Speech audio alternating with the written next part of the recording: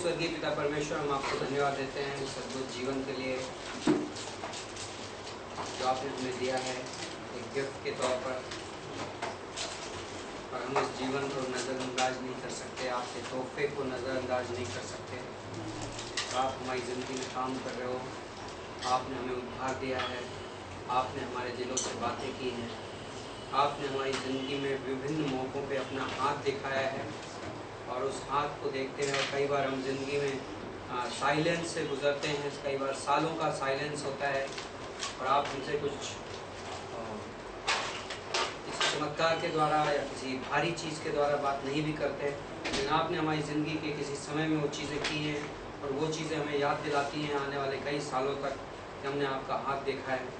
और प्रभु, हमारी ये प्रार्थना है कि हम आपके उस काम को, हम आपकी उस आवाज़ को, हम आपके हमारी ज़िंदगी में चल रहे काम को डिसर्न कर सकें, पहचान सकें, और हम आपको सही तरीके से रिस्पॉन्ड कर सकें। आप हमारी ज़िंदगी में कुछ जिस दिशा में ले जाना चाहते हो उस दिशा में हम चल सकें, ऐसी हमारे अंदर बुद्धिमत्ता हो और पवित्र आत्मा की परिपूर्णता हो। आज की क्लास में हमारी प्रार्थना है कि हम इन राजाओं की ज़िंदगी से, इन राजाओं के इज़राइल के इतिहास में जो काम आपने किए उसके द्वारा हम बहुत अद्भुत पाठ सीख सकें, क्योंकि ये एक हिसाब से सफल लोग थे, लेकिन इनमें से बहुत सारे आत्मिक रूप से सफल नहीं थे, और इन्होंने अपनी ज़िंदगी में गलतियाँ की, और आपने अपने दास भेजे इनकी गलतियों को सुधारने के लिए, और इनमें से कई लोग सुधरे और इनकी ज़िंदगी में आज्ञा पालन के द्वारा आपका आशीष आया। तो हमारी ये प्रार्थना है प्रभु कि हम इनकी ज़िंदगी के द्वारा कुछ अद्भुत आत्मिक पाठ सीख सकें। पवित्र आत्मा हमारी लाइफ में कुछ इम्प्रेशंस डाले, और जो इम्प्रेशंस हमारी लाइफ में बहुत लंबी दूर तक जाएं, और हमें आपकी सेवा करने में, हमें आपके वचन को समझने में मदद कर सके। ये हमारी प्रार्थना है प्रभु यीशु मसीह के नाम से मांगते हैं। तो ओके, लास्ट क्लासेस कुछ इम्पोर्टेंट सवाल। कितने लोगों को याद है परमेश्वर ने क्या चेतावनी दी थी? यदि यहूदी लोग परमेश्वर के पीछे नहीं चलेंगे और अपना रास्ता बदल जाएंगे और दूसरे एक minute, need to take this call and maybe if Alice is there you have to get his signature on it.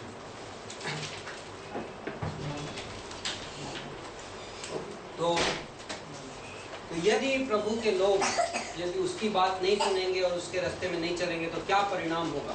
Israel देश के लिए क्या चेतावनी थी?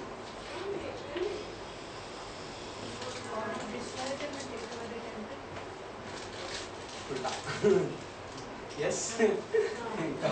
No. God will take them away in captivity. No. God will take them away. Guys will have fun. God will take them away in captivity. परमेश्वर उन्हें बंधुआई में ले जाएगा, और दूसरा क्या था? उस मंदिर को नष्ट कर देगा, राइट? मंदिर में से महिमा ले ली जाएगी। ओके। इज़राइल और यहूदा के बीच में पहला राजा में विभाजन क्यों हुआ?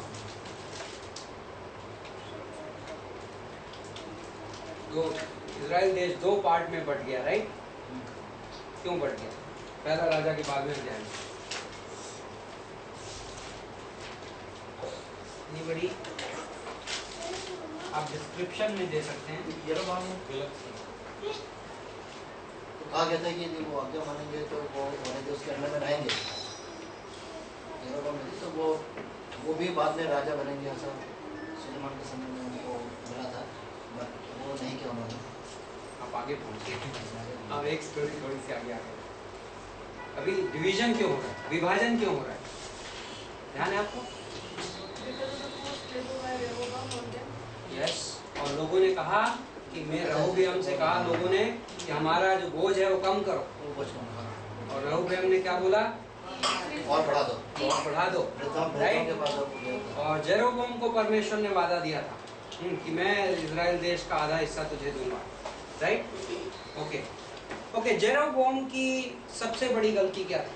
पहला राजा के 12वें अध्याय में जेरोबोम ने ऐसा क्या काम किया जो इज़राइल के इतिहास में उसका नाम अलग से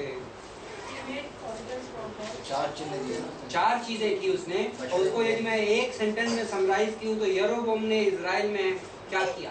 मूर्ति पूजा, समानांतर धर्म व्यवस्था। ओके, उसको क्या बोलूंगा मैं इंग्लिश में?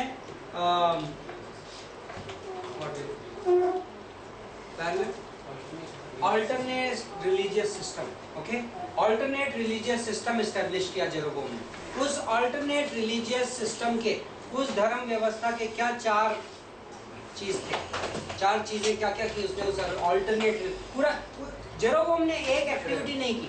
आपने देखा सुलेमान ने ऊंचे स्थानों पे वेदियां बनवाई, मूर्ति पूजा करवाई, विभिन्न काम किए, बहुत गलतियां की। लेकिन जेरोबोम की जो गलती है वो आने वाले इतिहास में लॉन्ग टर्म में याद की जाएगी। और जेरोबोम की गलती छोटी गलती नहीं है, क्योंकि बाइबल आगे जाके बोलता है कि जेरोबोम की वजह से इजराइल देश पाप में पड़ा रहा। तो जेरोबोम ने सिर्फ एक छोटी गलती नहीं की, जेरोबोम ने एक अल्टरनेट रिलीजियस सिस्टम इस्टेब्लिश कर दिया। Okay, parallel religious system establish कर दिया, समानांतर धर्म व्यवस्था चालू कर दी। उस समानांतर धर्म व्यवस्था के क्या 4 मुख्य अंश थे जो जेरोबोम ने किए? पहला राजा द्वारा, हाँ, 2 बछड़े बनवाए और 2 जगहों पे रख दिए, उत्तर में बिल्कुल एक्सट्रीम में और साउथ में, नॉर्थ में और साउथ में। दूसरी चीज क्या की उसने? सेंचुरी बनाई, है ना। तीसरा क्या किया? लेवी वंश के उन्होंने अल्टरनेट याजक भी बना दिए। फिर क्या किया? पर्व ठहराए, अल्टरनेट। तो चारों चीजें उसने, जो जो मिसिंग था वो सब उसने कर दिया। ओके, नाउ न्यू, बहुत सारा मैं कवर करूंगा, बहुत हैपनिंग चैप्टर्स हैं। ओके, इनफैक्ट आगे जाके ओके, जो लोग इस पीरियड में थोड़ा सा कंफ्यूज होने लगे होंगे कैमरा में या अभी के करंट स्टूडेंट्स में, क्योंकि बहुत सारे राजाओं का हम जिक्र कर रहे हैं, तो आपके लिए गुड न्यूज़ ये है कि बड़ा एक्साइटिंग पीरियड आने वाला है इजराइल की हिस्ट्री में। ओके, हमारी बाइबल रीडिंग में भी अब जो पीरियड आने वाला है पहला राजा 17 से, बहुत एक्साइटिंग पीरियड है। कौन गेस कर सकता है किसका पीरियड है? ओके, प्रॉफिट एलाइजा और प्रॉफिट एलाइशा। ओके, एलिया और एलिशा नबी का पीरियड है। ओके, और इस पीरियड के दौरान आप बहुत इंटरेस्टिंग घटनाएं होते देखेंगे, बहुत ही इवेंटफुल, बहुत ही देखा जाए प्रीचर्स के फेवरेट पैसेजेस आने वाले हैं। ओके, बट अभी जो पीरियड चल रहे हैं वो अपने किसी भी स्टैंडर्ड से स्पिरिचुअल लेसन से कम नहीं है। ओके, काफी इनमें भी रिच स्पिरिचुअल लेसन हैं। और मेरा चैलेंज आज ये है कि हम में भी 4 चैप्टर्स का टारगेट कर रखे इस आज की क्लास में पढ़ेंगे। तो जेरोबोम इजराइल में राजा है, और किस जगह से राज्य कर रहा है? जेरोबोम की कैपिटल क्या है? किसी को याद है कौन सा शहर है? As of now Tirzah. Okay, Tirzah नाम के शहर से जेरोबोम राज्य कर रहा है। एक्चुअली तिर्जा में अभी शिफ्ट होगा, शेकेम से तिर्जा में जाएगा, और यहाँ पे यरूशलेम से रहोबियाम राज्य कर रहा है। ओके, रहोबियाम कौन है? सुलेमान का बेटा है। जेरोबोम रिबेल किया था और उसने 10 गोत्रों पे अभी अधिकार पाया। अभी आपको पहला राजा के 13 में सीन जो है वो बेथेल का है। ओके, बेथेल नाम के शहर में, जहां जेरोबोम ने एक मंदिर बनवा रखा है और वेदी बना रखी, क्योंकि जेरोबोम ने अल्टरनेट रिलीजियस सिस्टम प्रमोट कर रखा है कि लोग अब यरूशलेम नहीं जाएंगे बलि चढ़ाने के लिए, प्रभु की आराधना करने लोग यरूशलेम नहीं जाएंगे। ओके, ये इंपॉर्टेंट था। जेरोबोम ने अल्टरनेट रिलीजियस सिस्टम क्यों चालू कराया? जेरोबोम ने समानांतर धर्म व्यवस्था क्यों शुरू की? नहीं तो लोग फिर वापस नीचे आते ना और फिर वो अपने जाते। जेरोबोम इनसिक्योर था कि उसके राज्य के लोग यहूदा में यदि वापस गए तो वापस दाऊद की संतानों के साथ घुल मिल जाएंगे। ओके, तो जेरोबोम उनको अलग रखना चाहता था, इसके लिए उसने इजराइल के अंदर सारा की सारी धर्म व्यवस्था कर दी। ओके, परमेश्वर इस चीज से नाराज हुआ। ओके, परमेश्वर ने इस चीज को सीरियसली लिया। तो परमेश्वर ने पहला एक्शन परमेश्वर की ओर से यहाँ पे आपको दिखाई पड़ता है क्या? 13वें अध्याय में परमेश्वर पहले जेरोबोम की जो अल्टरनेट रिलीजियस सिस्टम है, समानांतर धर्म व्यवस्था है, पहले परमेश्वर उसको कंडेम कर रहा है। उसके बाद परमेश्वर जेरोबोम को कंडेम करेगा, 2 अलग अलग इवेंट्स में। ओके, पहले दंड सुनाया जा रहा है जेरोबोम की धर्म व्यवस्था को। ओके, तो जेरोबोम यहाँ पे एक बलि चढ़ा रहा है, ओके, अपने सेंचुरी के अंदर वेदी बनी हुई है बैतल में।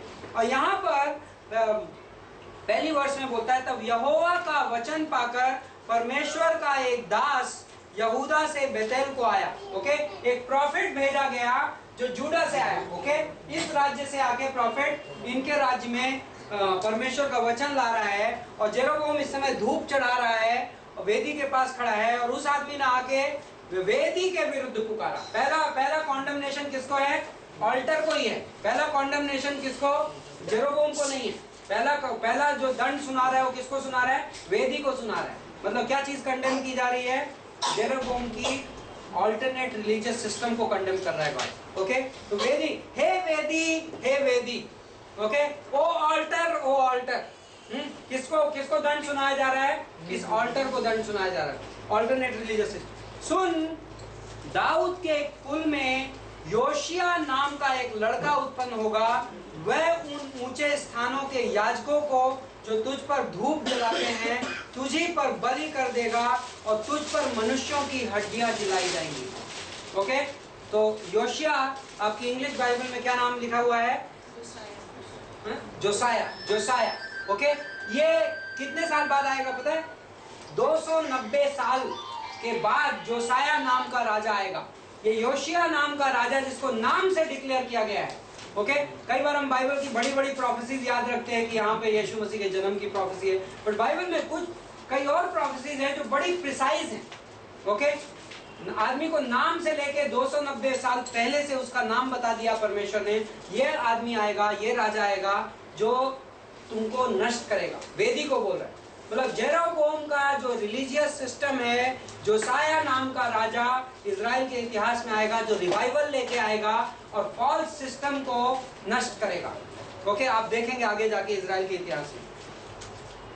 उसके बाद बोलता तीसरी पंक्ति में, और उसने उसी दिन ये कहकर वो चिन्ह बताया कि ये वचन जो यहोवा ने कहा है, इसका चिन्ह ये है कि ये वेदी फट जाएगी और इस पर राख गिर जाएगी। ओके, तो सेकंड एक हर्मेन्यूटिक्स का प्रिंसिपल है। जब आप अपन बाइबल का इंटरप्रिटेशन सीखते हैं, एक सब्जेक्ट है बाइबल कॉलेज में हर्मेन्यूटिक्स, और एक्चुअली बड़ा स्ट्रांगली रिकमेंडेड होता है कि फर्स्ट सेमेस्टर में हम हर्मेन्यूटिक्स का कोर्स करें, क्योंकि ज्यादातर फॉल्स टीचिंग्स और ज्यादातर हेरेटिकल टीचिंग्स बाइबल को सही तरीके से इंटरप्रेट ना करने की वजह से आती है। ओके, तो पहले यदि हम हमारी लाइफ में ये स्टेब्लिश कर दें, अपने बाइबल कॉलेज में ये स्टेब्लिश कर दें कि किसी भी लिटरेचर को इंटरप्रेट करने के कोई बेसिक सिद्धांत हैं। ओके, आप लाइफ में कोई भी चीज इंटरप्रेट करते हो तो उसके बेसिक प्रिंसिपल्स हैं लिटरेचर में।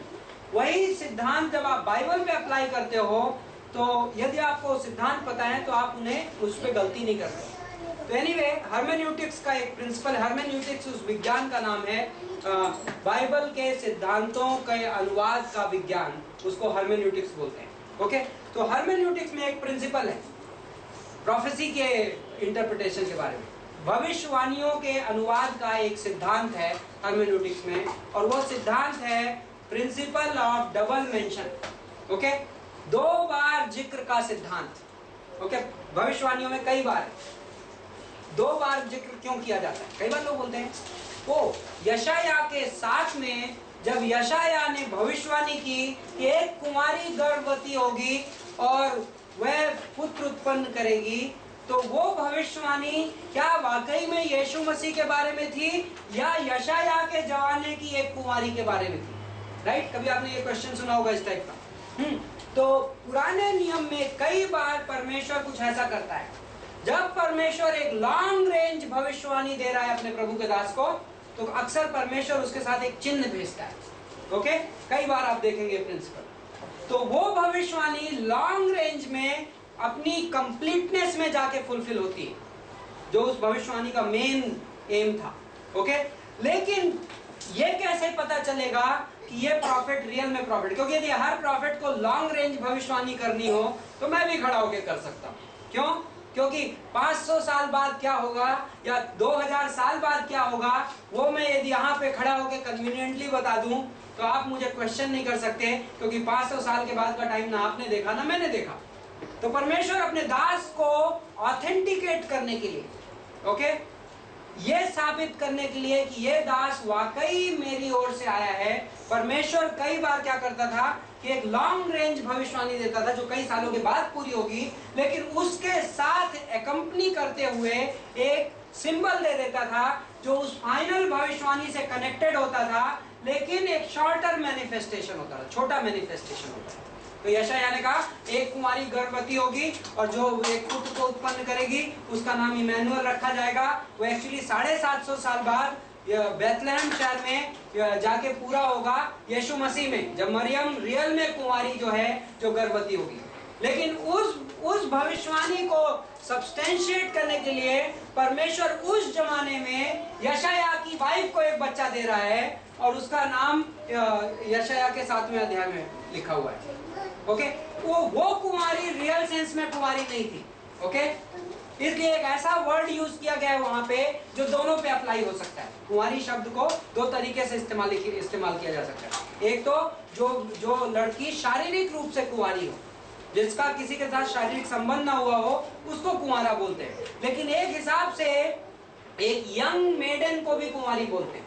ओके, तो यशायाह की वाइफ एक यंग मेडन थी और उसने बच्चा उत्पन्न किया जो मेजर मिरेकल नहीं था, लेकिन परमेश्वर की ओर से ये चिन्ह था कि ये मेरा दास, ये जो लॉन्ग टर्म भविष्यवाणी दे रहा है वो मैं शॉर्ट टर्म में एक काम कर रहा हूं उस भविष्यवाणी से कनेक्टेड। ये शॉर्ट टर्म की फुलफिलमेंट ये प्रूव करता है कि जो लंबे रेंज की भविष्यवाणी भी पूरी होगी। ओके, आप सिद्धांत समझ रहे हैं? मैं उदाहरण के तौर पे दे रहा हूं। यहाँ पर एग्जैक्टली वही चीज हो रही है। यहाँ पे 290 साल बाद ये वेदियों के साथ क्या होगा, ये प्रभु के दास ने डिक्लेयर कर दिया। क्योंकि तुम लोग गलत रिलीजियस सिस्टम फॉलो कर रहे हो, एक टाइम आने वाला है परमेश्वर इस पूरे के पूरे सिस्टम को नष्ट करेगा। ओके, जो तुम लोगों ने धर्म की उल्टी सीधी व्यवस्था बना ली है जो इंसान से आई है, परमेश्वर एक दिन उस धर्म व्यवस्था को ही नष्ट कर देगा। ओके, और एक्चुअली आज के धर्म संस्थानों पे भी वो लागू होता है। एक दिन जिस दिन यीशु मसीह आएगा उस दिन वो इस दुनिया के सारे फॉल्स रिलीजियस सिस्टम को वन शॉट में नष्ट करेगा, प्रकाशित वाक्य 19 में, राइट। लेकिन शॉर्ट रेंज में परमेश्वर ने क्या किया कि यहाँ पर एक चिन्ह दिया, और चिन्ह क्या हुआ, ये वेदी फट जाएगी और इस पर की राख गिर जाएगी। और तब ऐसा हुआ कि परमेश्वर के जन का ये वचन सुन के जो उसने बेतेल के विरुद्ध पुकार कर कहा था, यरोबाम ने वेदी के पास हाथ बढ़ाकर कहा उसको पकड़ लो। नेक्स्ट जेरोबोम। ओके, ये भी एक इंपॉर्टेंट प्रिंसिपल है जो आपको यहाँ से ऑनवर्ड्स राजाओं की किताब में अक्सर दिखेगा। ओके, किंग की प्रॉफिट से रिलेशनशिप कैसी है वो उस किंग की स्पिरिचुअल स्टेटस डिटरमिन करेगा। अब किंग और प्रॉफिट का परमेश्वर द्वारा बनाया हुआ एक रिलेशनशिप है पुराने नियम में। ओके, हर किंग को कोई प्रॉफिट होना चाहिए और किंग उस प्रॉफिट को कैसे रिस्पॉन्ड करता है उसका उस किंग की सफलता या असफलता पे बहुत ज्यादा इम्पैक्ट पड़ेगा। ओके, तो यहाँ पे फर्स्ट केस आपको देखने मिल रहा है। जहां जहां वो वैसे केसेस आएंगे मैं उनको मेंशन करूंगा। यहाँ पर ये राजा जब नबी आता है दाऊद के पास, जब नबी आया तो दाऊद ने क्या किया, नातान आया था, राइट। नातान ने दाऊद को उतना ही स्ट्रांगली कन्फ्रंट किया था जितना स्ट्रांगली ये आदमी जेरोबोम को कन्फ्रंट कर रहा है। लेकिन दाऊद का रिस्पांस नम्रता और पश्चाताप था। दाऊद ने कहा मैंने पाप किया है, राइट। एक परमेश्वर ने उसको रिस्टोर कर दिया। लेकिन यहाँ पर ये आदमी दूसरा है, ये क्या कर रहा है, उसने कहा पकड़ लो इस प्रॉफिट को, राइट। कुछ लोग प्रॉफिट के सामने रिबेल कर रहे थे और कुछ लोग प्रॉफिट के सामने सबमिट कर रहे थे। नबी के सामने सबमिट करना किसी राजा के लिए नीचेपन की बात थी। लेकिन प्रिंसिपल क्या है पता है, प्रिंसिपल ये है कि जो राजा नबी के सामने सबमिट कर रहा है वो एक्चुअली नबी को नहीं सबमिट कर रहा है, वो परमेश्वर के वचन को सबमिट कर रहा है। और जो राजा नबी को नहीं सबमिट कर रहा है वो एक्चुअली किसके खिलाफ बगावत कर रहा है, परमेश्वर के वचन के खिलाफ बगावत कर रहा है। और पहला थिस्सलुनीकों का 3:12 में वही सिद्धांत है। पौलुस ने कहा कि थिस्सलुनीकों के लोगों, जब मैं तुम्हारे पास वचन लेकर आया तो तुमने उस वचन को इंसान के वचन के जैसे नहीं ग्रहण किया बल्कि परमेश्वर के वचन के जैसे ग्रहण किया जो कि वो वाकई में है, राइट। तो ये रिलेशनशिप आप बार बार देखेंगे। राजाओं और नबियों के बीच में। ओके, तो यहाँ पर वो हाथ बढ़ाता है और उसका हाथ ज्यों का त्यों हो गया, उसका हाथ पत्थर का बन गया। ओके, पत्थर बन गया या कोई बीमारी आ गई, हमें नहीं पता। और तब राजा ने परमेश्वर के जन से कहा, मेरे संग घर चलकर अपना प्राण ठंडा कर और मैं तुझे नहीं। पहले उसने बोला मेरे लिए। Okay, next verse 6। तब राजा ने परमेश्वर के जन से कहा, मतलब प्रॉफिट से कहा, ओके, अपने परमेश्वर यहोवा को मना और मेरे लिए प्रार्थना कर। और जेरोबोम का कैरेक्टर मैंने कभी इतनी बारीकी से नहीं देखा, बट माइंड ब्लोइंग है कि किसी आदमी के साथ ऐसा कैसे हो सकता है। जेरोबोम वही राजा है जिसको कि परमेश्वर ने एक प्रॉफिट भेज के, जब वो कुछ भी नहीं था, एक स्लेव लीडर था, एक किसी कंपनी में मैनेजर था, ये बोल सकते हैं। वो स्लेव्स का लीडर था। उस समय परमेश्वर ने अबिया नाम के एक नबी को भेजा और बोला, मैं तुझको राजा बनाऊंगा और 10 गोत्रों का तू राजा बनेगा, और यदि तू मेरी आज्ञाएं मानता रहेगा तो तेरा वंश हमेशा उस राज्य में बैठेगा, सिंहासन पे बैठेगा। ये आदमी, और इतना काफी था, राइट, विश्वास करने के लिए। लेकिन नहीं, जेरोबोम के लिए काफी नहीं था। जेरोबोम बोलता है, तू अपने परमेश्वर यहोवा से प्रार्थना करके मेरा हाथ ठीक कर दे। इससे आपको क्या दिखाई पड़ता है? उसका परमेश्वर नहीं, वो उसका परमेश्वर नहीं, राइट। जेरोबोम सेव्ड नहीं है, जेरोबोम ने उद्धार नहीं ग्रहण किया है, राइट, क्योंकि अब तक वो परमेश्वर, उद्धार क्या है रियल में? यीशु मसीह सारी दुनिया का मसीहा है, लेकिन जब तक वो सारी दुनिया का मसीहा रहता है तब तक हम सेव नहीं है। जिस दिन यीशु मसीह हमारा मसीहा बन जाता है, जिस दिन हम उसे ग्रहण कर लेते हैं अपने मसीहा के तौर पे, उस दिन और रियल में हम सेव्ड होते हैं, राइट। तो ठीक वही प्रिंसिपल यहाँ अप्लाई कि तेरे परमेश्वर से प्रार्थना कर। ओके, ये नबी प्रार्थना करता है। फिर नेक्स्ट क्या होता है? जेरोबोम उसको इनवाइट करता है घर, मेरे घर चल, रेस्ट कर, खाना पीना खा, तेरे को मस्का लगाता हूँ जैसे थोड़ा सा कुछ और मिले। ओके, ये मना कर देता है। 9वीं पंक्ति में ये प्रॉफिट बोलता है, इंटरेस्टिंग स्टोरी है, क्योंकि यहोवा के वचन के द्वारा मुझे ये आज्ञा मिली है कि ना तो रोटी खाना, ना पानी पीना, ना उस मार्ग से लौटना जिससे तू जाएगा। ओके, लॉन्ग स्टोरी मैं शॉर्ट में समराइज करूंगा। ओके, ये प्रॉफिट रिफ्यूज करता है, मैं नहीं चाहूंगा, क्योंकि गॉड ने मेरे को क्लियरली बोला है कि तेरे को वहां रुकना नहीं है, ना खाना खाना है, ना रेस्ट करना है, कुछ नहीं, मैं सीधा चला। ओके, और इस कहानी में आगे एक इंटरेस्टिंग ट्विस्ट आता है। ओके, एक बुजुर्ग प्रॉफिट, एक ओल्ड प्रॉफिट, ओके, उसके पास आता है रास्ते में और बोलता है, मेरे पास भी यहोवा से वचन आया है कि तू मेरे घर चल के खाना, राइट। और वो आदमी चला जाता है। ओके, और ये बहुत इंपॉर्टेंट प्रिंसिपल है वहां पे, हम लोगों से उनके फिजिकल स्टेटस के हिसाब से रिलेट नहीं करते। ओके, ये ओल्ड प्रॉफिट है और इसलिए मैं उसकी बात मान लूंगा, राइट। दूसरी चीज, दूसरा प्रिंसिपल ये है, यदि कोई न्यू रेवलेशन, यदि कोई नया प्रकाशन एग्जिस्टिंग प्रकाशन को कॉन्ट्राडिक्ट करे तो वो ट्रू रेवलेशन नहीं है। ओके, यदि न्यू रेवलेशन एग्जिस्टिंग रेवलेशन को कॉन्ट्राडिक्ट करे तो वो ट्रू रेवलेशन नहीं है। यदि कोई परमेश्वर का वचन होने का दावा करे और परमेश्वर के रिवील्ड वचन को कॉन्ट्राडिक्ट करे तो वो चीज परमेश्वर की ओर से नहीं हो सकती, राइट। लेकिन इस आदमी ने वो प्रिंसिपल, क्योंकि यदि इस आदमी को ऑलरेडी परमेश्वर ने बोल रखा था कि वापस नहीं जाना है, और ये आदमी आता है जो जिसके पास क्रेडेंशियल्स है, जो ओल्ड पास्टर है, और वो कहता है कि मेरे पास परमेश्वर का वचन आया, ये चला जाता है। ओके, उसके बाद जाता है और लौटता है तो क्या होता है, जब ये रास्ते में होता है तो इसको शेर खा जाता है, राइट। शेर खा जाता है, लेकिन इसके गधे को शेर नहीं खाता, राइट। और सड़क पे इसकी लाश पड़ी होती है। और इंटरेस्टिंग कहानी है वो कहानी, और खाने के बाद शेर वहां बैठा रहता है, खाता भी नहीं एक्चुअली, मार डालता है, राइट, मार डालता है। और तो वो इजराइल में ये परमेश्वर का रेवलेशन है। पहले वेदी टूटी, प्रभु के दास के द्वारा वचन आया, पब्लिकली वेदी टूटी। यरोबोम ने उसके ऊपर हाथ चलवाने की कोशिश की, यरोबोम का हाथ कड़क हो गया, राइट। उसके बाद प्रभु का दास जो स्वयं वचन लेके आया था, वो उसने जब प्रभु का वचन तोड़ा तो उसकी भी जान गई, और उसके बाद शेर बैठा है सड़क पे पब्लिकली, रोड पे एक नबी मरा हुआ पड़ा है और शेर और गधा पड़ा है, वहां पे गधा बैठा है, शेर गधे, पावरफुल मिरेकल। लेकिन फिर भी लोगों ने विश्वास, इतना काफी था। परमेश्वर क्या कर रहा है?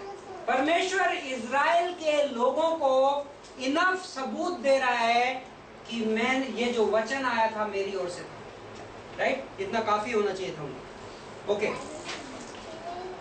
क्वेश्चन, बुजुर्ग प्रॉफिट को परमेश्वर ने कुछ नहीं किया, राइट, इस कहानी में, बट यंग प्रॉफिट को परमेश्वर ने मार डाला। बहुत इंटरेस्टिंग है, ऐसा क्यों? परमेश्वर ने आदेश तो उस यंग नबी को दिया था। Correct. Added privilege requires added responsibility. यदि परमेश्वर मुझसे कुछ बातें कर रहा है तो मेरी जिम्मेदारी है, राइट?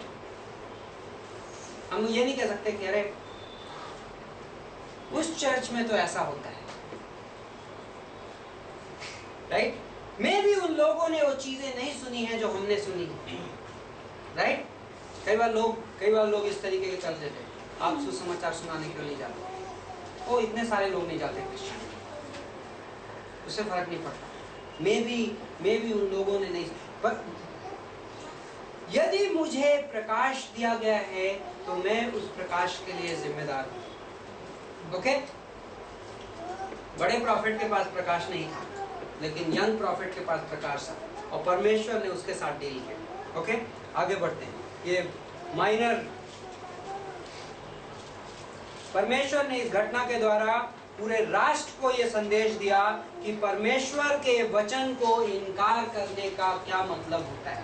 ओके, इसके बाद 33वीं पंक्ति में, इसके बाद, एक्चुअली इंग्लिश बाइबल होता है but still, okay, Hindi Bible होता है इसके बाद 33 वर्ष में, but Hindi Bible, English Bible होता है बट स्टिल, फिर भी यरोबाम अपनी बुरी चाल से ना फिरा।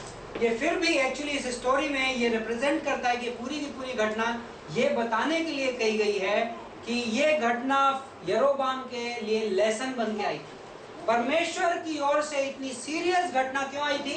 कई बार लोग इन घटनाओं को देखेंगे तो परमेश्वर ने कितना कठोर काम किया, उसको मार दिया। अरे नहीं, आप कहानी का मतलब परमेश्वर ने एक आदमी की जान ली पूरे के पूरे देश की स्पिरिचुअल लाइफ बचाने के लिए, लेकिन फिर भी वो देश क्या कान में रुई बांध के बैठा हुआ है।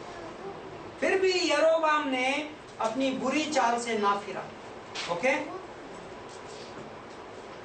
क्या यरोबाम से क्या एक्सपेक्टेड था परमेश्वर की ओर से? यरोबाम क्या करता तो ठीक होता?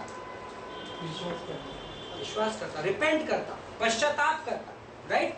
यदि वो पश्चाताप करता तो चेतावनी क्यों आती है हमें हमारी लाइफ में, किसी भी व्यक्ति की लाइफ में, जिससे वो व्यक्ति परमेश्वर के सामने पश्चाताप करे। ओके, पश्चाताप यरोबाम को रीस्टोर कर देता। ओके, नेक्स्ट,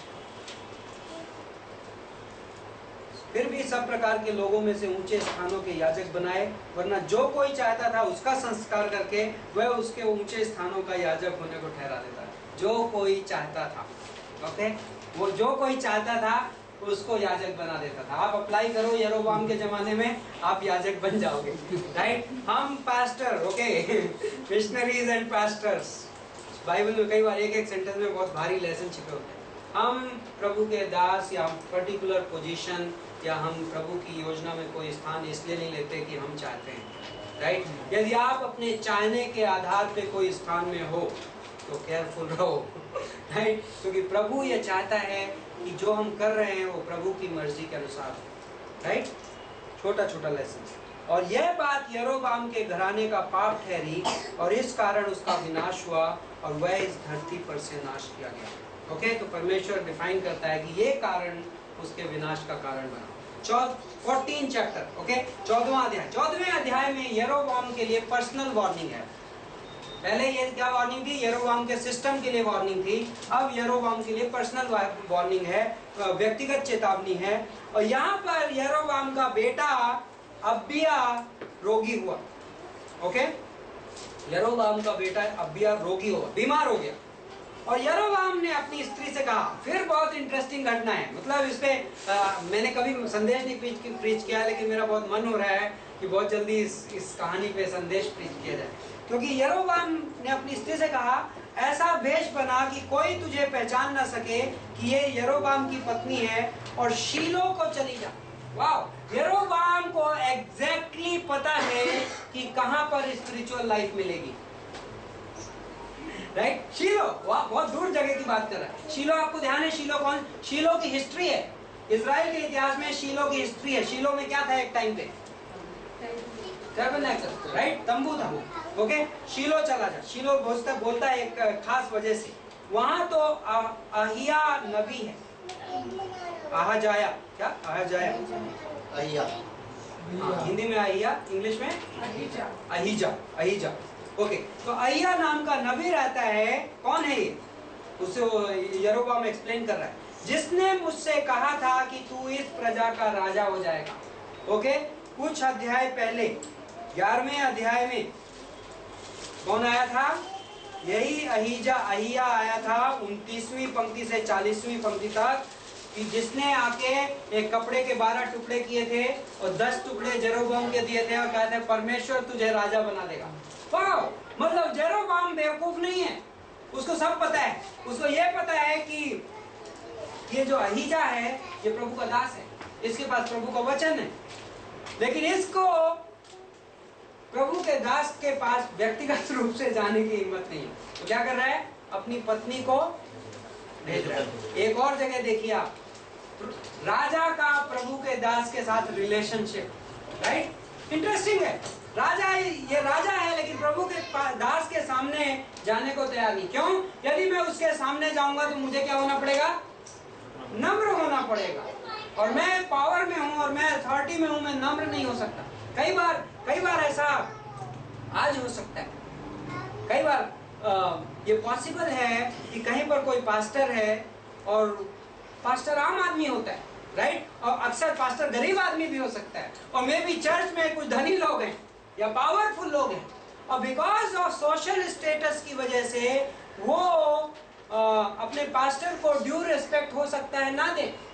लेकिन बाइबल कहता है कि वो अगुवे जो तुम्हारे बीच में मेहनत करते हैं उनको दुगना आदर दो, राइट?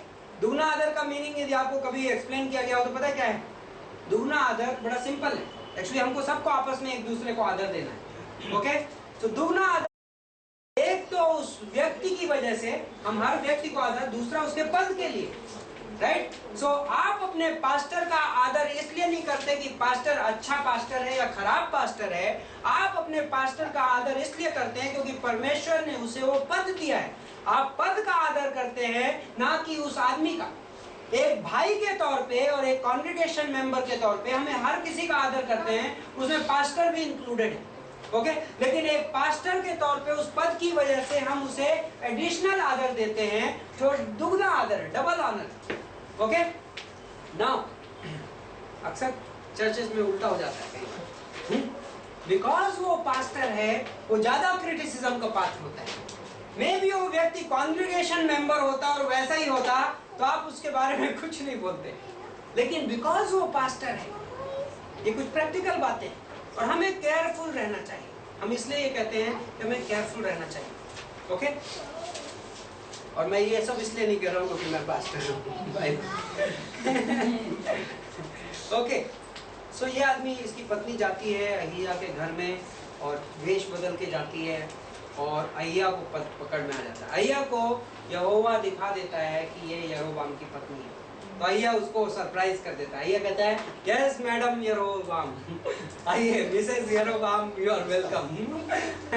ओके, और देन ये एक भविष्यवाणी करता है। ओके, पहचान जाता है। तू जाकर, 7वीं पंक्ति में, तू जाकर यरोबाम से कह कि इज़राइल का परमेश्वर यहोवा तुझसे यूं कहता है। ओके, परमेश्वर का वचन दे रही है उसकी पत्नी को, मैंने तो तुझको प्रजा में से बढ़ाकर अपनी प्रजा इज़राइल पर प्रधान किया और दाऊद के घराने से राज्य छीनकर तुझको दे दिया। राइट, ये सब चीजें हो चुकी हैं, परंतु तू मेरे दास दाऊद के समान ना हुआ, जो मेरी आज्ञाओं को मानता और अपने पूर्ण मन से मेरे पीछे पीछे चलता था। ओके, यहाँ पर इंग्लिश बाइबल बोलेगी कैसा? Followed me with all his heart. All his heart, right? मुद्दा दिल का है। ओके, यहाँ पर इशू, यहाँ पर कोर इशू एड्रेस हो रहा है। यरोबाम के एक्सटर्नल डिसीजंस, यरोबाम का घमंड, सारे निर्णय, सारे तौर तरीके, उसके पीछे जो बेसिस है वो क्या है? हार्ट। हार्ट। इसीलिए बाइबल बोलता है कि अपने हार्ट की सुरक्षा करो, अपने मन की सुरक्षा करो, क्योंकि इस मन से इस जिंदगी के मुद्दे निकलते हैं। From this heart come the issues of life. हम हमारी लाइफ में जो एक्शंस लेते हैं और जो हमारा बिहेवियर पैटर्न होता है वो अक्सर किस चीज से डिटरमिन होता है? हमारे हार्ट से। ओके, तो यहाँ पर जेरोबोम की कोर प्रॉब्लम एड्रेस हुई, और केवल वही करता था जो मेरी दृष्टि में ठीक है। तूने उन सभी से बढ़कर जो तुझसे पहले थे बुराई की है, और जाकर पराये देवता की उपासना की और मूर्तें ढालकर बनाई, जिससे मुझे क्रोधित कर दिया और मुझे तो पीठ के पीछे फेंक दिया। ओके, वेरी क्विकली, परमेश्वर आइडोलेट्री से इतनी नफरत क्यों करता है? परमेश्वर मूर्ति पूजा से इतनी नफरत क्यों करता है? ओके, बाइबल बोलता है परमेश्वर जलने वाला परमेश्वर है। मैंने किया था कि लास्ट क्लास में जलने वाला शब्द पे रैप सेशन में किया था, क्लास में किया था नहीं? परमेश्वर किया था या नहीं किया? क्लास में नहीं किया, क्लास में नहीं किया था। परमेश्वर जलने वाला परमेश्वर है। ओके, बाइबल बोलती है निर्गमन की किताब में 2-3 बार विभिन्न स्थानों पे परमेश्वर होता है मैं जलने वाला परमेश्वर, मैं जलता हूँ।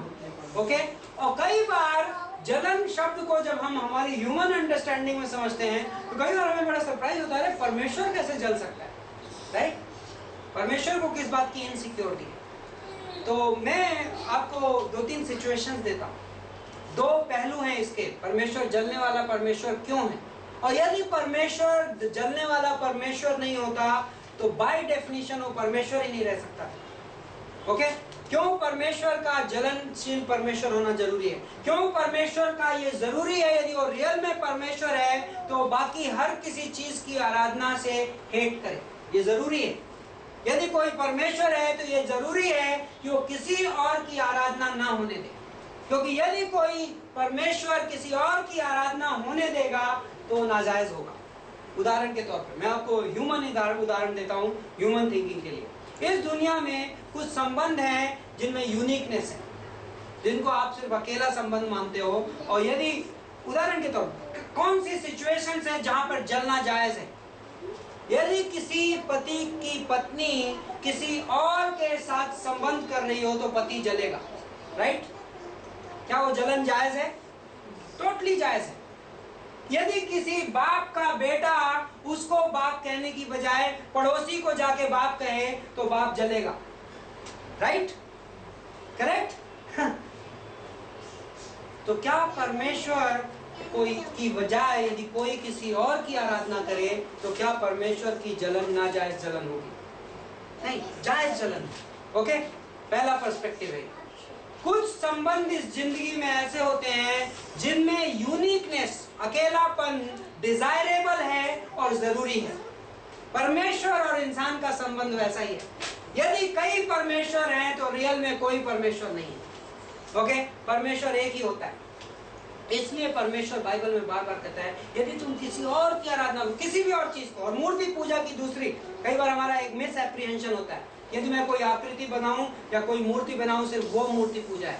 कई बार मैं पैसे का पुजारी हो सकता हूँ, कई बार मैं स्वयं का पुजारी हो सकता हूँ, कई बार मैं नाम का पुजारी हो सकता हूँ, कई बार मैं ताकत का पुजारी, कई बार मैं अपनी नौकरी का पुजारी हो सकता हूँ। ओके, यदि मैं किसी भी चीज को, यीशु मसीह ने बोला कि किसी भी व्यक्ति के 2 मालिक नहीं हो सकते, या तो तुम मेरी सेवा कर सकते हो या तो पैसे की सेवा कर सकते हो, राइट? तो यदि मैं किसी भी चीज को, तो परमेश्वर, ओके, सबसे बड़ी आज्ञा क्या है? अपने प्रभु परमेश्वर से पूरे मन से, पूरे प्राण से, पूरी ताकत से प्रेम करो। और यदि तुम अपनी लाइफ में किसी और चीज को उससे ज्यादा प्रेम कर रहे हो तो क्या है? मूर्ति पूजा है। आप परमेश्वर का स्थान उस जगह को, आपकी लाइफ में जो सबसे ऊंचा स्थान रखता है वो परमेश्वर है। राइट। तो सबसे ऊंचा स्थान किसके लिए रिजर्व्ड है? परमेश्वर के लिए। तो परमेश्वर कहता है यदि आप उस स्थान में किसी और को बैठाओगे तो वो मूर्ति पूजा, राइट। दूसरा वैलिड रीजन क्यों परमेश्वर जलन करने का हक रखता है वो ये है, जलन जो इमोशन है, जलन एक तरीके का इमोशन है, भावना है, राइट। और वो भावना, जलन की भावना इंटेंसिटी दिखाती है, मतलब तेजी दिखाती है, ओके। और परमेश्वर की जलन हमें यह बताती है कि परमेश्वर रियली में हमसे इंटेंसली प्रेम करता है, ओके। बहुत तेजी से प्रेम करता है। और वो उस जलन को सबसे ज्यादा हम कहां पे देखते हैं पता है? सूली के ऊपर। परमेश्वर की जलन हमारे लिए, हमें कौन लेके गया था पता है? हमारा पाप, शैतान हमें चुरा चुका था। लेकिन परमेश्वर इतना जलने वाला परमेश्वर है कि उसने हमें शैतान के और हमारे पाप के हाथ में नहीं छोड़ा। उसने अपनी उस जलन की वजह से, मेरा प्रेम आग जैसे है, परमेश्वर कहता है पुराने नियम में, परमेश्वर का प्रेम आग जैसे है। और वो क्यों है? क्योंकि परमेश्वर का प्रेम इतना इंटेंस है कि उस प्रेम की वजह से उसने सूली पर वो कीमत चुकाई और उसने हमें शैतान के और हमारे पाप के हाथ से वापस खींच लिया। और इस तरीके का इंटेंस इमोशन बहुत अद्भुत है। और परमेश्वर चाहता है कि हम परमेश्वर से जो संबंध है उसके उस इंटेंस इमोशन को समझकर उस आधार पर रखें, राइट। और वो उस जलन वर्ड के पीछे वो मीनिंग है, ओके। सो यहाँ पर परमेश्वर कहता है तूने तरह तरह की मूर्तियों की पूजा की और इसलिए मैं तेरे से नाराज हूँ और इसलिए मैं तुझे सजा दूंगा, ओके। 10वीं पंक्ति में, इस कारण मैं यरोबाम के घराने पर विपत्ति डालूंगा, ओके। यहाँ पर परमेश्वर का डिक्लेरेशन है यरोबाम की पर्सनल लाइफ के बारे में कि मैं तेरे, यहाँ पर परमेश्वर ये डिक्लेयर करता है कि यरोबाम तेरे घर का एक बच्चा नेचुरल मौत नहीं मरेगा, ओके। सारे के सारे बोलते हैं किसी की लाश को कुत्ते खाएंगे, जिसकी लाश कुत्तों से छूट जाएगी उनकी लाशों को पक्षी खाएंगे। तो क्या बात का डिक्लेरेशन, ये भी प्रोफेसी थी, ये भविष्यवाणी थी। यरोबाम का कोई भी संतान नेचुरल डेथ नहीं मरेगा, वॉर में मरेंगे या कॉन्स्पिरेसी में मरेंगे, दुश्मन द्वारा मारे जाएंगे। अब आगे देखेंगे ये चीजें होती। औरत लौट के आई, ओके, औरत लौट के आई 7वीं पंक्ति में, तब यरोबाम की स्त्री विदा होकर चली और कहां पर लौटी? तिर्जा में लौटी, ओके। और जैसे ही वो भवन की डेवड़ी पर पहुंची तो बालक मर गया, बच्चा मर गया, ओके, जो बीमार था। 19वीं पंक्ति में 14वें अध्याय की चैप्टर 14 वर्स 19, यरोबाम के और काम, अर्थात उसने कैसे कैसे युद्ध किए और कैसे कैसे राज्य किया, ये सब इजराइल के राजाओं की इतिहास की पुस्तक में लिखे हैं।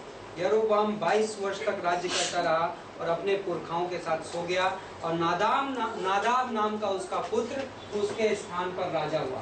तो यरोबाम के बाद कौन राजा बना इजराइल में? नादाब, ओके। नादाब के बारे में बहुत कुछ नहीं दिया गया है। यदि आप उसके बाद की 21वीं से 24वीं पंक्ति देखें, ओके, नो सॉरी, 21वीं से पंक्ति से, अभी लेखक यहाँ पे यरोबाम की डेथ उसने बता दी। अब लेखक का फोकस चेंज होता है, वो रहोबियाम पे पहुंचता है। तो आप देखेंगे कि कई बार वो इजराइल के राजाओं का जिक्र करता है, पहला राजा का लेखक, बाद में यहूदा के राजाओं पे आ जाता है। आप कंफ्यूज मत होइएगा कि कौन कहाँ पे आ रहा है, ये पैरेलल चल रहे हैं दोनों, ओके। जब यरोबाम यहाँ पे राज्य कर रहा है उस समय यहूदा में किसका राज्य चल रहा है? रहोबियाम का।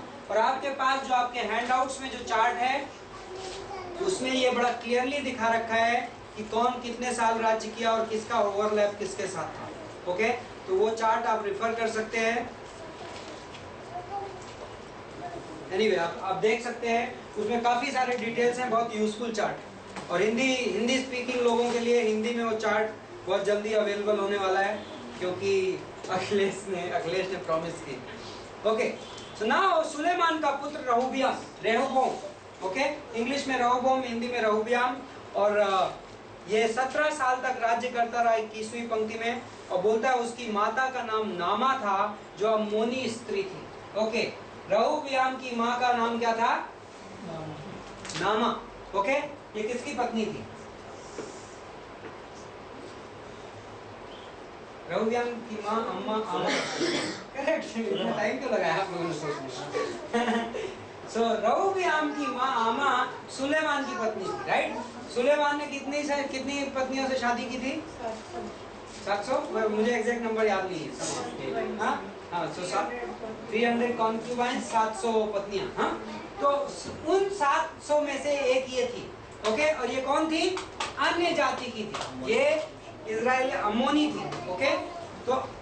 तो ये क्यों मेंशन किया लेखक ने यहाँ पे कि मोस्ट प्रोबेबली रहोबियाम किससे इन्फ्लुएंस था? अपनी माँ से इन्फ्लुएंस था, ओके? तो उसकी माँ का इन्फ्लुएंस आएगा तो किसको ज्यादा जानेगा? यहोवा को ज्यादा जानेगा। सुलेमान का परमेश्वर कौन था? यहोवा, राइट? सुलेमान ने अपने पिता दाऊद से किसके बारे में सीखा था? यहोवा के बारे में। लेकिन यहाँ पर उसकी पत्नी अमोनी जाति से आई। अमोनियों के देवी देवता जो थे, उसने बेटे ने उनके बारे में भी सीखा। तो यहाँ पर बोलता है, और यहूदी लोग वह करने लगे जो यहोवा की दृष्टि में बुरा था, और अपने पुरखाओं से भी अधिक पाप करके उसकी जलन को भड़काया, राइट? तो यहाँ पर इन्होंने क्या की? इन्होंने भी मूर्ति पूजा चालू की और परमेश्वर की जलन भड़की। उन्होंने तो सब ऊंचे टीलों पर और हरे वृक्षों के तले ऊंचे स्थान और लाठें और अशेरा नामक मूर्तें बना ली, और उनके देश में पुरुषगामी भी थे। निदान वे उन जातियों के से सब घिनौने काम करते थे जिन्हें यहोवा ने इजराइलियों के सामने से निकाल दिया था। पुरुषगामी वर्ड ये मोस्ट प्रोबेबली ये होमोसेक्सुअल्स के लिए इस्तेमाल है। कई बाइबल्स में मेल कल्ट प्रोस्टिट्यूट्स करके ट्रांसलेट किया गया है। मतलब ये पुरुष थे, लेकिन ये धर्म के नाम पे प्रोस्टिट्यूशन करते थे, ओके? तो इनके मूर्ति पूजाएं और इनके इस तरीके के धर्मों का पालन इनको किस हद तक गिरा के ले गया, राइट? इनकी सोशल प्रैक्टिसेस में उसका असर हुआ, ओके? 29वीं पंक्ति में इस चैप्टर की 29 वर्ष में बोलता है, रहोबियाम ने जो काम किए वो यहूदा के राजाओं के इतिहास की पुस्तकों में लिखे हैं, और रहोबियाम और यरोबाम में हमेशा लड़ाई चलती रही। ये दोनों ओरिजिनली एक राज्य थे, ये लोग भाई भाई थे, लेकिन इनके बीच में आपस में हमेशा लड़ाई चलती रही। और रहोबियाम, जिसकी माता नामा नाम एक अम्मोनिन थी, अपने पुरखाओं के साथ सो गया, और उन्हीं के पास दाऊदपुर में उसको मिट्टी दी गई, ओके? दाऊदपुर मतलब यरूशलेम, ओके? यरूशलेम को दाऊद, सिटी ऑफ डेविड। सो और उसका पुत्र अबियाम, नाउ अबियाम जब सेकंड क्रॉनिकल्स पढ़ेंगे आप, अबीजाम लिखा है इंग्लिश बाइबल में, एक्चुअली सेकंड क्रॉनिकल्स में इसी आदमी का नाम अबिया लिखा है, ओके? अबीजा। तो अबीजाम और अबीजा सेम व्यक्ति हैं।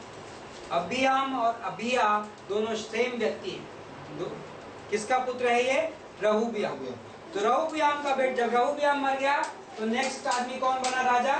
यहूदा का अबिया, ओके? मैं कुछ राजाओं को बहुत क्विकली कवर करूंगा, और मे बी नेक्स्ट 10 मिनट्स और हमारी क्लास बची हुई है, तो नेक्स्ट 10 मिनट्स में मैं 2-3 राजा बहुत क्विकली बताने वाला हूँ। नेक्स्ट क्विक वाला राजा है अबिया, ओके? अबिया राजा का 15वां अध्याय बोलता है कि अबिया राजा का जो टाइम था, कितने साल का था राज्य? 3 साल का। लेकिन इसके बारे में कमेंट क्या है? उसकी माता का नाम माका था, जो अब शालोम की पुत्री थी। ये लगता है ये भी मदर सन है, ओके? मम्मी का बेटा। तो इसकी माँ का नाम स्पेसिफिकली मेंशन्ड है, मतलब ये मैं गेस कर रहा हूँ। और वह बट इसकी कैरेक्टरिस्टिक्स ये दी गई हैं कि वह वैसे ही पापों की लीक पर चलता रहा जैसे उसके पिता ने उससे पहले किए थे, और उसका मन, ओके? उसका क्या? हार्ट, इंग्लिश बाइबल फिर बोलता है, उसका हार्ट अपने परमेश्वर यहोवा की ओर अपने परदादा दाऊद के जैसे पूरी रीति से सिद्ध नहीं था। जो यहोवा के पीछे चलते थे, यहोवा का नाम भी पुकारते थे, और बोलते थे साथ में दूसरों के मंदिरों में जाके वहां पे भी आराधना कराओ, ओके? तो इनका हार्ट पूरी तरीके से नहीं था यहोवा की ओर, आधा इधर आधा इधर, राइट? इसको तो भी दाऊद की वजह से उसके परमेश्वर यहोवा ने यरूशलेम में उसे एक दीपक दिया, अर्थात उसके पुत्र को उसके बाद ठहराया और यरूशलेम को बनाए रखा। तो यहाँ पर आपको क्या दिख रहा है कि ये जो यहूदा के राजा थे, ये भी परफेक्ट नहीं थे, इनमें बीच बीच में अच्छे राजा आए, बट ओवरऑल ये भी इम्परफेक्ट थे। ये तो टोटली अपोस्टेट थे, जो इजराइल का वंश आप देखते हैं ये टोटली अपोस्टेट है, लेकिन जो जूडा है इसमें एक रीजनेबल डिग्री ऑफ रिवाइवल बीच बीच में होगा। ओके, लेकिन क्या है बोलता है इनका दीपक कभी नहीं बुझेगा। परमेश्वर ने इनका दीपक जलाए रखा, मतलब इनका वंश एक ही चलता रहा। क्योंकि परमेश्वर ने दूसरा शमूएल 7 में दाऊद को क्या वादा दिया था कि राजगद्दी पे तेरा संतान बैठे, तेरा बीज लगातार राजगद्दी पे बैठेगा। लेकिन यहाँ पे क्या हुआ, जेरोबोम को भी वही वादा दिया गया था, लेकिन जेरोबोम ने क्या किया, नहीं माना। ओके, दाऊद को दी गई वाचा बिना शर्त की थी, जेरोबोम को दी गई प्रतिज्ञा शर्त वाली थी। यदि तू चलेगा मेरे पीछे तो तेरा वंश चलेगा।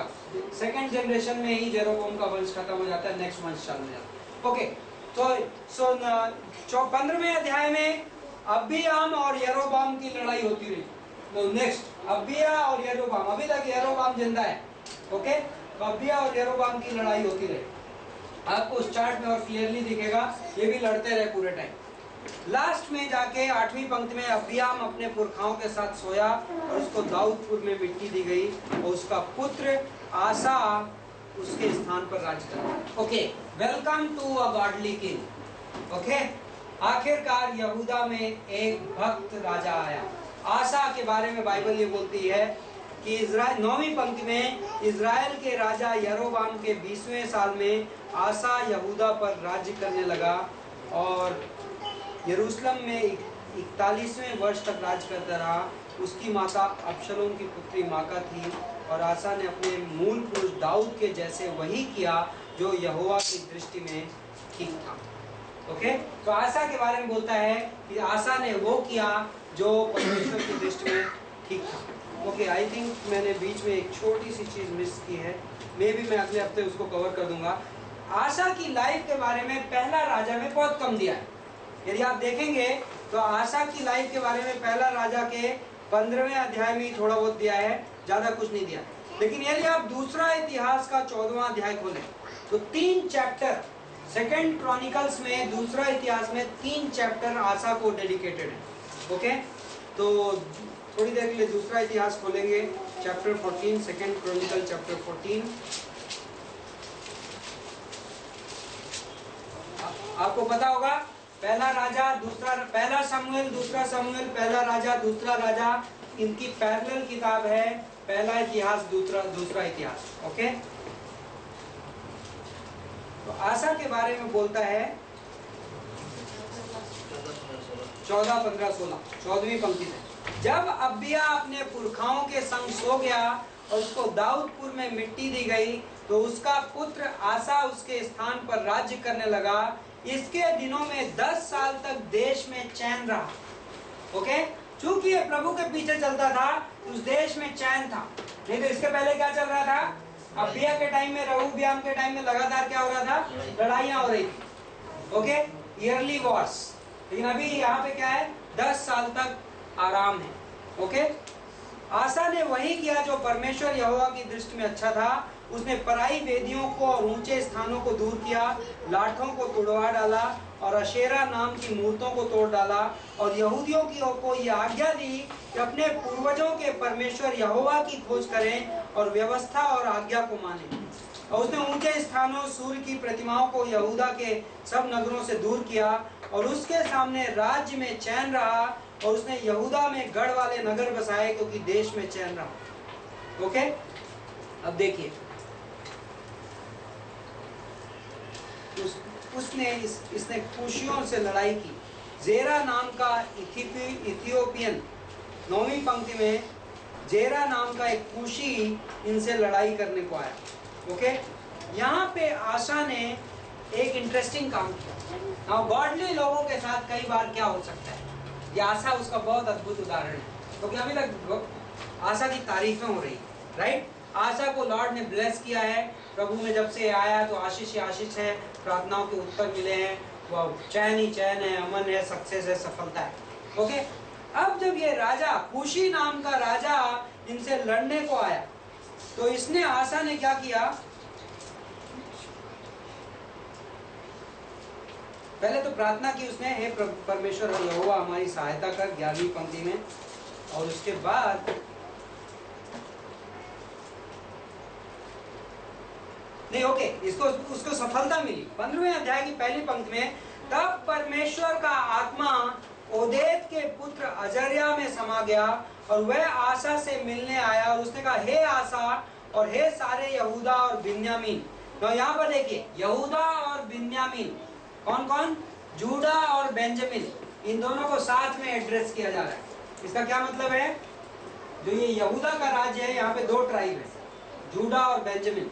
यहूदा, जब तुम यहोवा के संग रहोगे तब वह तुम्हारे संग रहेगा, और यदि तुम उसकी खोज में लगे रहो तब वो तुमसे मिला करेगा, परंतु यदि तुम उसको त्याग दोगे तो वह भी तुमको त्याग देगा।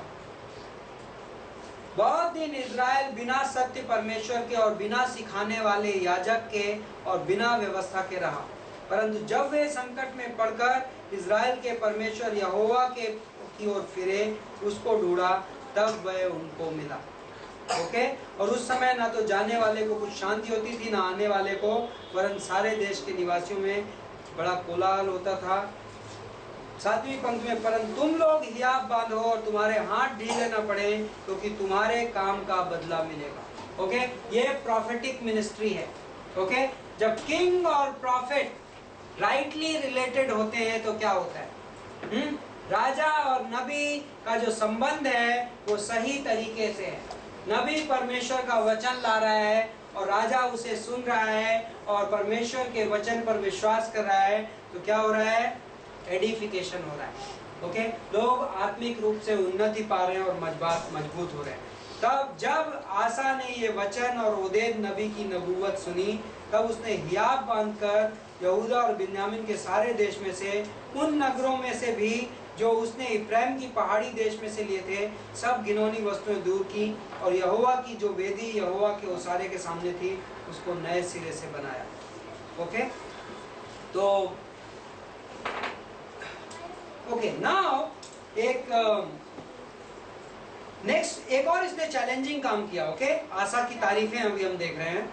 आसा की 16वीं पंक्ति में तारीफ ये है, आसा राजा की माता माका, जिसने अशेरा के पास रखने के लिए घिनौनी मूर्त बनाई थी, उसको उसने राजमाता के पद से उतार दिया और आसा ने उसकी मूर्त काट कर पीस डाली और किद्रोन नाले में फेंकी। ओके, तो यहाँ इसने मतलब जो आसा का रिवाइवल था वो सिर्फ कॉर्पोरेट रिवाइवल नहीं था, वो पर्सनल रिवाइवल भी था। ओके, कई बार जब हम रिवाइवल के बारे में बातें करते हैं तो हमारे अक्सर रिवाइवल से एक्सपेक्टेशन क्या होती है? हमारे चर्च में रिवाइवल आए, हमारे देश में रिवाइवल आए, हमारे समाज में रिवाइवल आए। रिवाइवल का पहला टारगेट कौन होता है पता है? हमारी व्यक्तिगत आत्मिक जिंदगी। यदि मेरी लाइफ में रिवाइवल होगा, यदि मेरी लाइफ में पवित्र आत्मा की परिपूर्णता होगी, यदि मैं व्यक्तिगत जिंदगी में प्रभु के साथ चलूंगा, तो ये पॉसिबल है कि मेरे जैसे कुछ और लोग होंगे। ओके, और यदि एक कॉर्पोरेट लिविंग ऑर्गेनिज्म में यदि उस तरीके से कई लोग होंगे तो वो चर्च रिवाइवल एक्सपीरियंस करेंगे। राइट, आसा के लाए हुए रिवाइवल का सीक्रेट ये था कि वो अपनी व्यक्तिगत जिंदगी में रिवाइवल से गुजर रहा था। और उसने इतना चैलेंजिंग, अपनी माँ को उसने राजगद्दी से उतार दिया। जुर्म क्या है? मूर्ति पूजा। राइट, और उसने कन्फ्रंट किया रियल इश्यूज को। ओके, ये आसा के अच्छे पार्ट के थे। ओके, नाउ आशा का नेगेटिव पार्ट। ओके, सारी सक्सेस, सारी सफलता के बाद 16वें अध्याय में, ओके, आशा ने इज़राइल के राजा बाशा ने यहूदा पर चढ़ाई की। इस समय आप अभी बीच का मिस कर गए हैं क्योंकि आगे अपन पढ़ेंगे नादाब के बारे में, बट ये बाशा नाम का आदमी जो इज़राइल में राज्य कर रहा था, उसने आशा पर आक्रमण किया, इज़राइल पे। इस वक्त आसा इनसिक्योर हो गया। ओके, तो दूसरी पंक्ति में, तब आसा ने यहोवा के भवन और राजभवन के भंडारों में से चांदी सोना निकाल कर दमिश्क वादी आराम के राजा बेन हदद के पास दूत भेजकर कहा कि जैसे मेरे तेरे माता पिता के बीच में, वैसे ही तेरे मेरे बीच में भी वाचा। इन सेंस इसने आराम के राजा के साथ वाचा बांधी। गॉड ने क्या बोला था? इजराइल के राजाओं को, तुम्हें दूसरे राजाओं से वाचा नहीं बांधनी। ओके, यहाँ पर इसने क्या किया? आज्ञा का उल्लंघन किया। और इशू उल्लंघन का नहीं है, इशू किसका है? क्यों किया? उसका सोर्स कॉज क्या था? क्यों हम ऐसा करते हैं? कई बार हम हमारी प्रभु हमें कई बार इंतजार करने को कहता है और हम भागते हैं, राइट? क्यों करते हैं? क्योंकि हमें हमारी शक्ति पर ज्यादा भरोसा होता है बजाय प्रभु के तरीकों पर, राइट? नीति वचन क्या बोलता है? Trust in the Lord, right?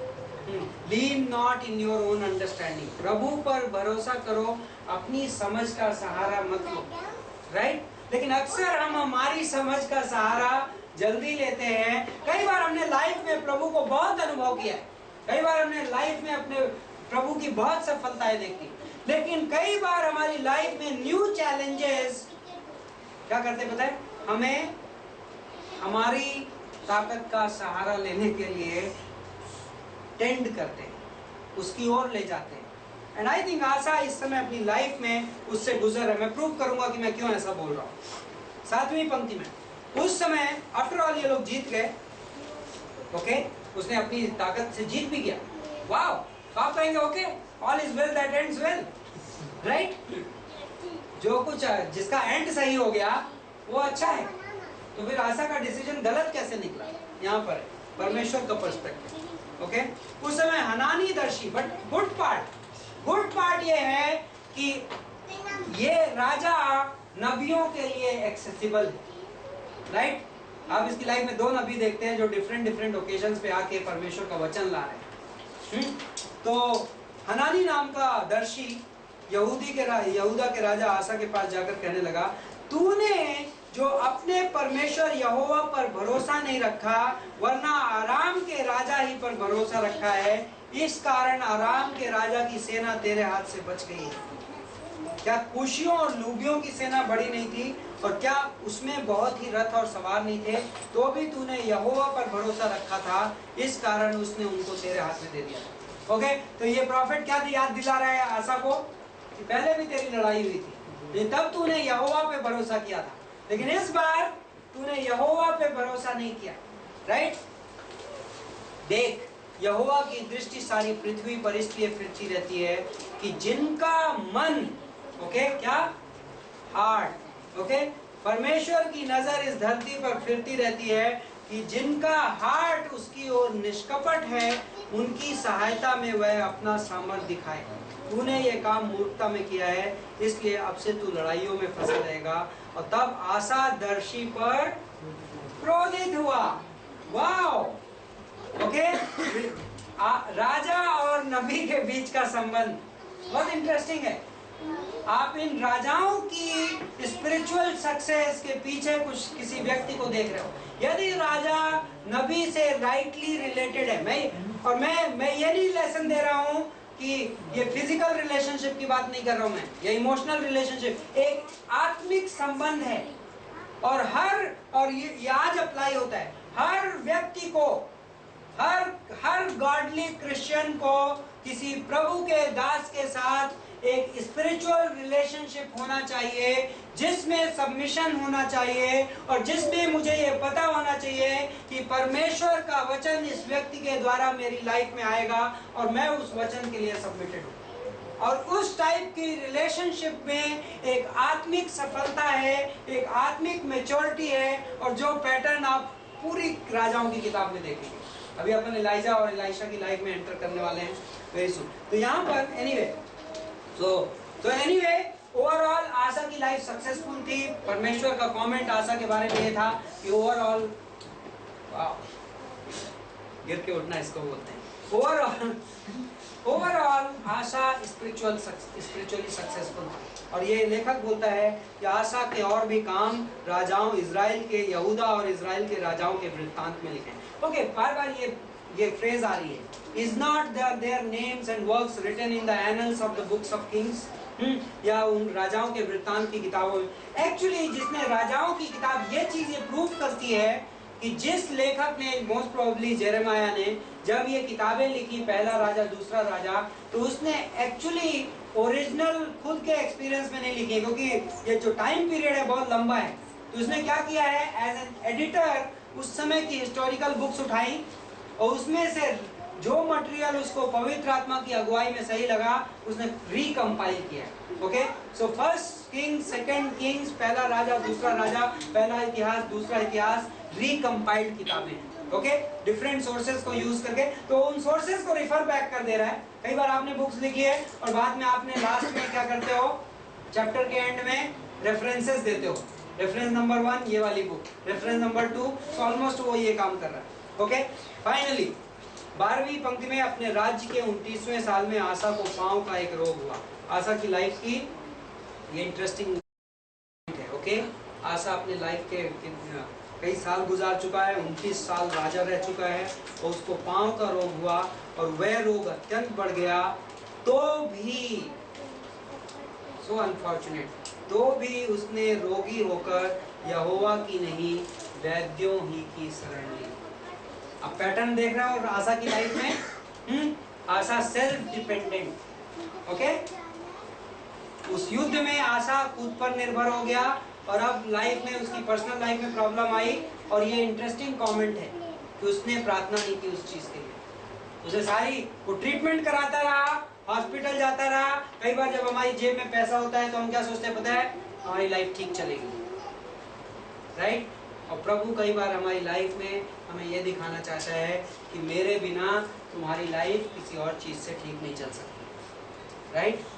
और यदि तुम प्रभु पर भरोसा करोगे तो तुम्हारी लाइफ बहुत अद्भुत होगी। लेकिन यदि तुम अपनी क्षमताओं पर और अपनी शक्तियों पर और अपने गुणों पर और अपनी ताकत पर, अपनी बुद्धिमत्ता पर, अपने ज्ञान पर, अपने दोस्तों पर, आप इन चीजों पर भरोसा करोगे तो वो अच्छा सहारा नहीं है।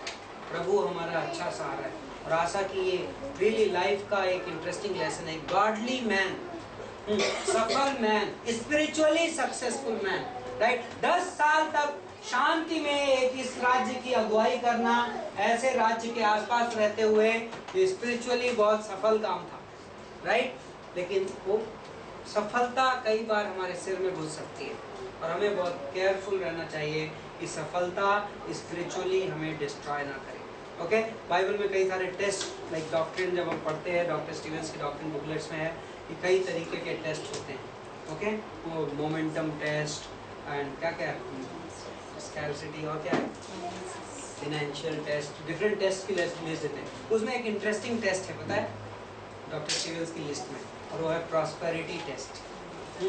सफलता हमारी जिंदगी में परीक्षा के तौर पर यूज की जा सकती है और कई बार प्रॉस्पेरिटी टेस्ट बाकी सारी परीक्षाओं से ज़्यादा डिफिकल्ट हो सकता है। पता है, जब मैं सताव से गुजर रहा होता हूँ, जब मैं बीमार होता हूँ, जब मैं तकलीफों में गिरा होता हूँ, तो प्रभु के पीछे चलना कई बार ज़्यादा आसान होता है। जबकि कई बार जब मैं सफल होता हूँ, जब मैं सारे आशीष से बढ़ जाता हूँ, जब वो सब चीज़ें जो मुझे चाहिए थी वो मेरे पास होती है, तो कई बार मैं सेल्फ डिपेंडेंट हो जाता हूँ। ओके, मैं खुद पर निर्भर हो जाता हूँ, बहुत डेंजरस। आशा की लाइफ का बहुत नॉट दैट आशा आज स्वर्ग में होगा, मोस्ट प्रोबेबली आशा सेफ था उसकी पूरी बातचीत से और पूरा डिस्क्रिप्शन से दिखता है आशा स्वर्ग में होगा, लेकिन ये बैड एंडिंग, राइट? क्या स्टोरी, कितनी अद्भुत स्टोरी लिखने के बाद लेखक को लास्ट में ये लिखना पड़े कि अपने 29 साल के राज्य के बाद उसके पाँव में बीमारी हुई और उसने परमेश्वर से प्रार्थना नहीं की बल्कि वो वैद्यों के पीछे लगा। Sad ending, right? और हमारे लिए स्पिरिचुअली बहुत अद्भुत है। हमें कभी भी खुद पर, हमें हमारी कमज़ोर दिनों में और हमें हमारे मजबूत दिनों में किसी भी हालात में स्वयं पर निर्भर नहीं होना है। प्रभु हमारा सॉलिड सहारा है। ओके, प्रभु हमारी चट्टान है। आमीन। आइए प्रार्थना करें। हे स्वर्गीय पिता, हम धन्यवाद देते हैं इस क्लास के लिए, इन वचनों के लिए, इन शिक्षाओं के लिए जो हम ग्रहण कर रहे हैं। हमें हमारी मदद करो कि पवित्र आत्मा की शक्ति में ये बातें हमें याद रहें, ये बातें हमारी लाइफ में प्रिंसिपल्स बनते जाएं और सिद्धांत बनते जाएं, क्योंकि हम आज्ञा पालन करने की कोशिश करके आज्ञा पालन नहीं कर सकते, लेकिन जब हमारी लाइफ में कुछ चीज़ें वचन सुनने के द्वारा सिद्धांत बन जाती हैं तो कई बार हम समझते भी नहीं, लेकिन उन सिद्धांतों के आधार पर हमारे निर्णय निकल कर बाहर आते हैं। और वो अद्भुत ट्रेनिंग है और हम जानते हैं कि इस तरीके की ट्रेनिंग आप इस क्लास में हमारे साथ कर रहे हो, तो हम धन्यवाद देते हैं। पूरी क्लास के लिए धन्यवाद देते हैं। जो हमारे मिसिंग स्टूडेंट्स हैं प्रभु, हम उनकी जीवन को आपके सामने समर्पित करते हैं कि प्रभु आप उन्हें वापस लेकर आओ, आप उनकी ज़िंदगी में अद्भुत काम करो, उनको अपना वचन सिखाओ। और हम अखिलेश की ज़िंदगी में जो इस हफ्ते में हुआ है उसके लिए बहुत बहुत धन्यवाद देते हैं। आपने जो जीवन दान दिया है, आपने जो अद्भुत काम किया है, प्रभु यीशु मसीह के नाम से मांगते हैं, आमीन।